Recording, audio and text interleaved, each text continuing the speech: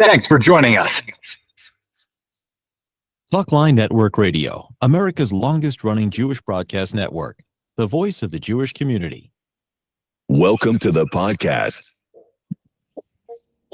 You are now tuned in to this episode of our podcast.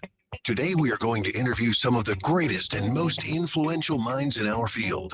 And now, please welcome your host.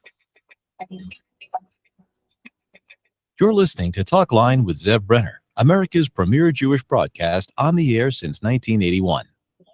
And we're back, and with us once again, Irit Tratt. She's an independent writer, American Israel advocate. She's on the RJC, the JINSA, the JCPA National Board, and you can read her and find her op-eds in various media, including Newsmax, Jerusalem Post, Algemeiner Journal, of course, here on the Talkline Network. We're speaking to Irit in Israel right now on a mission trip. Well, welcome to the program. Welcome back. Great to be here. Wonderful. Wonderful. Always good to be here. You were at the Tikva mission. How is it going? Tikva Fund mission is great. It's their inaugural parent-child mission to Israel. And we're doing a little bit of everything. Yesterday, we were in the Gaza envelope where actually a rocket came in. It was intercepted by the Iron Dome while we were on the bus on a kibbutz down south. So did you actually see the interception? We did. You could see it. You could see it up above.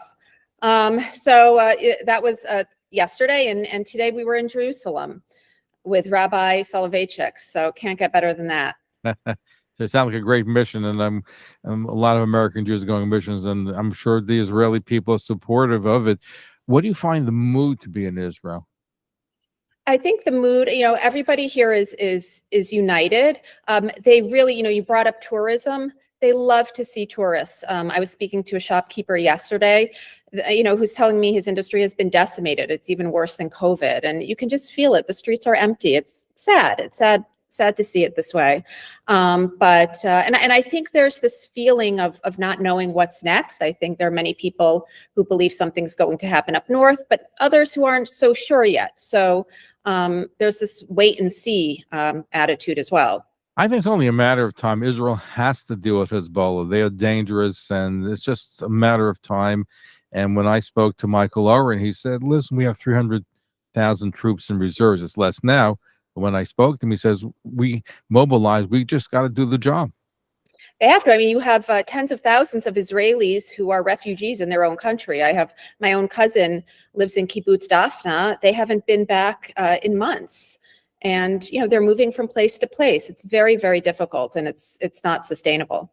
And right. And the other reason why Israel has to deal with Hezbollah is because people can't go to their homes, and you can't live like this forever where you're a refugee in your own country. Right. I want to shift closer to home, literally, because I know your congressman, the one and only Jamal Bowman, thank God, resoundingly defeated, and the Orthodox Jewish community had a big hand in that. I'm very proud of the Orthodox Jews with the mobilization, right? You saw that. Absolutely. America is better off today knowing that Jamal Bowman will not be a sitting congressman next year. And it's Westchester Unites. I mean, I have to give them credit. It was a project of the Orthodox Union, and they drove Jewish voter turnout. It was just unbelievable. They made over 50,000 calls, knocked on over 12,000 doors. Synagogues, I think they looked at 8 synagogues had above 70% voter participation rates.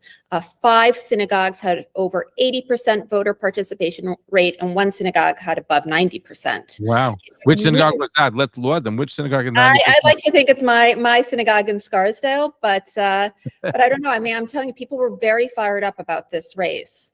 And Bowman just turned out to be such a dangerous figure. I mean, animal. I hated it. He pounced on stage, jumping up and down, the blanking Jew. Well, he said the AIPAC, but he meant the Jews and the power, right? Well, what was scary about that rally in the Bronx, which, first of all, it took place in the South Bronx, which isn't even in his district. And he said something to the effect of, we will show them the power of the South Bronx, and talked about, Westchester County being segregated with Jews. And those two things together, it was almost like he was inciting violence. And that to me was very scary. It was just such a maddening scene between Bowman and AOC that day. Do you think he's going to try to take revenge in the last months that he's in power? I don't know what else he could possibly do. I mean, he's gotten so disgusting with his rhetoric and his votes. But, it's not only the Jewish community. You had many people in the Black community, too, who were sick of his antics and wanted him to do something for the district. He was more concerned with national exposure and showmanship and pulling the fire alarm in the house. And all of these things rolled together. I think that the voters in the district just smartened up. But I will say, I think we should celebrate Bowman's loss. But we also should reflect on how he ever came to be elected in the first place. The fact is, the 16th congressional district has one of the highest concentration of Jewish voters in the country. And, while he wasn't as toxic as he is now, he was very transparent about his views when he was a candidate in 2020, before he defeated Eliot Engel in the primary. He was out there supporting conditioning assistance to Israel. He, had this friendship with AOC after she endorsed him. He showed a tremendous gratitude towards her. And he tried to, reduce Israel as the oppressor. Because if you remember in 2020, it was at the height of the George Floyd riots. So he pitted Israel within this intersectional narrative. And I think even then we saw that he was going to be a damaging figure. And I think the Jewish community, to a large extent, resisted taking him seriously back then. You're right, but I think here's part of the problem was, and I like Eliot Engel. I think he was terrific and a great Jew and a great supporter of Israel.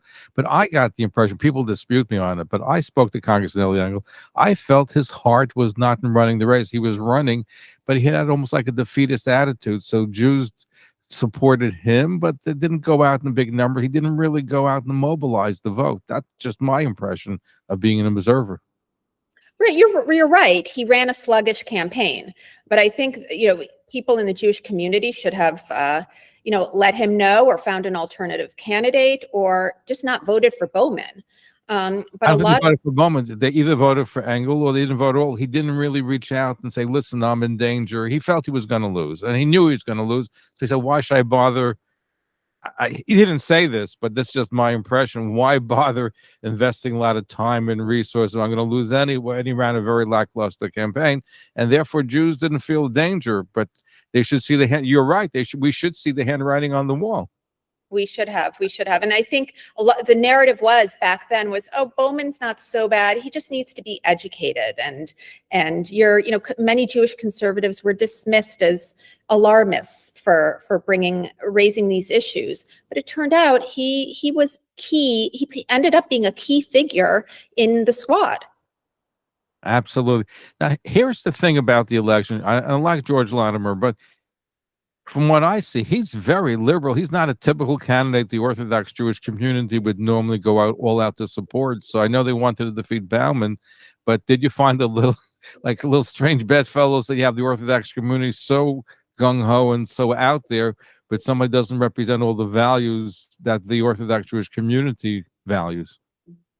Right. I mean, I think that's true. But at the end of the day, he's not a rabid Jew hater. So they figured, better that he be there than Jamal Bowman. And George Latimer, he did go to Israel with Westchester Jewish Council. He's been a regular presence at many of these modern Orthodox synagogues.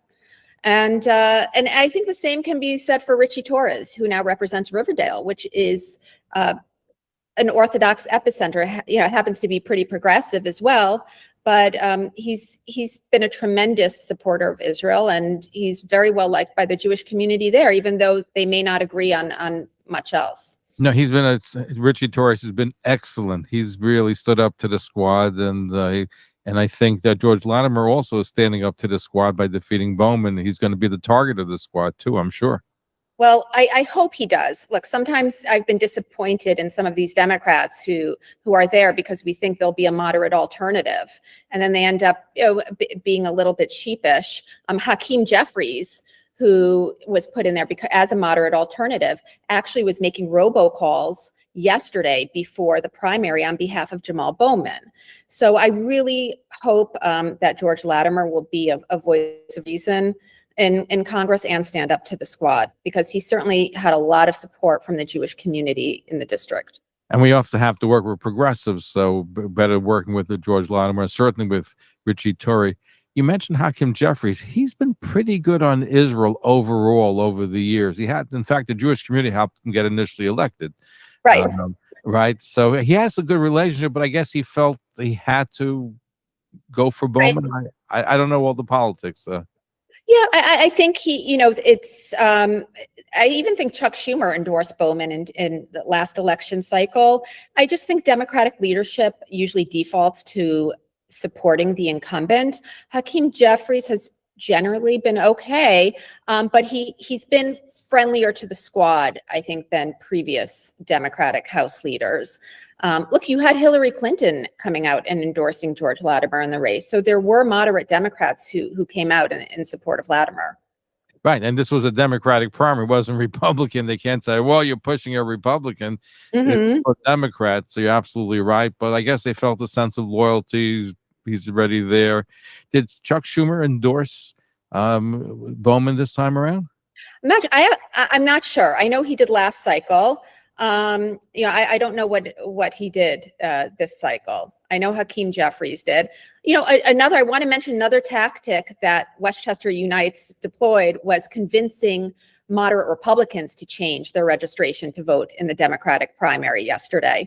And they had, as of, I think the last I saw, it was around 1,300 registered Republicans who changed their party affiliation in order to vote in the closed primary yesterday. Wow. That's a very impressive figure, because there's been a debate, and perhaps in a future broadcast we'll talk about this debate. Should Jews join the Republican Party, or should they just be Democrats in New York, because that's where the important races are in the primaries? So you don't really have an impact on the general election. It's really the race that's decisive is the primary, and you're out there unless there's a rule that makes it open voting in the primaries, which is right. Right. I mean, I personally feel it's very important that strong Jewish conservatives who support Israel have an R next to their name and back a party that's been 100% supportive on our issues and lockstep with pro-Israel issues. But I know not everyone feels that way, and I understand the other side too. Right. There's a debate, Yeah. where should it go? On the one hand, the Republicans have been good, and the Orthodox Jewish community has been voting, especially not in local elections as much, but in national elections, more Republican. Yes, absolutely. Yeah, I think there's close to 80% of Orthodox Jews are Republican now. And in the last race, I believe, according to informal polls that I've seen, Donald Trump had about 85 or 90% of the vote, even though the latest poll I saw was that the Jews, about 53% only support Joe Biden, down from about 70%. Yes, I think we're going to see a sizable shift in the next election.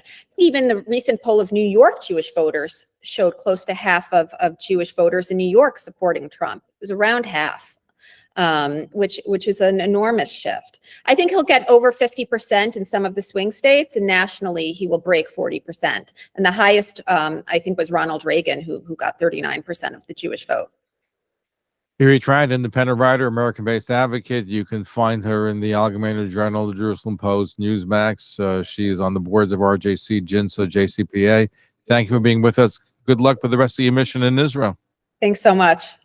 And we're going to be right back. Don't go away. Stay tuned. You're listening to the Talkline Network, and we've been looking at the Bowman race, and hopefully he will not try to take revenge against the Jews, but time will tell.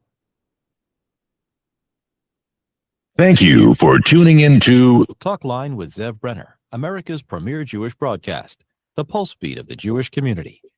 For continuous Jewish programs, TalklineNetwork.com, or our 24-hour-a-day listen line at 641-741-0389. For past shows, you can find us on iTunes, Spotify, Amazon, YouTube, Instagram, and all major podcast platforms, or jewishpodcast.org. Thanks for listening to the TalklineNetwork.com. Follow us on Facebook, Twitter, and Instagram. Good job. It went very well today. Good discussion. Thank you.